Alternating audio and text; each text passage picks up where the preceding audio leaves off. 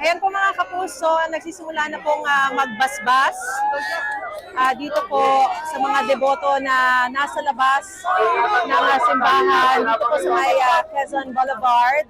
Sila po yung mga nagsimba na hindi na po nakapasok sa loob ng simbahan ng Quiapo, pero sapat na po sa kanila na dito na magsimba.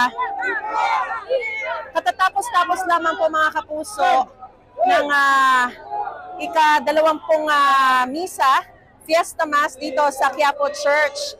Nagsimula po ang Fiesta Mass na yan kahapon, January 8, bisperas ng pista ng Poong Nazareno, alas 3 ng hapon.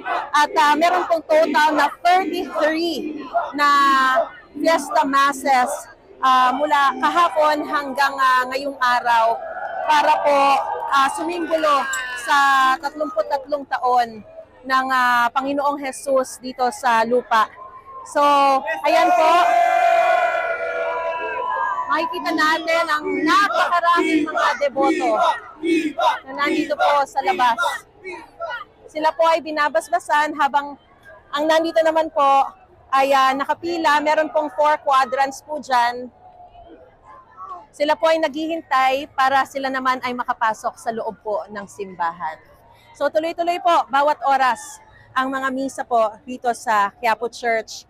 Ang sinasabi ng pamunuan po ng simbahan kahit na 24 oras o 24 oras na mag-prosesyon ay hindi pa rin po matutumbasan ang 1 oras na misa dahil ang misa pa rin po ang pinakamataas na paraan ng pagsamba sa Panginoon.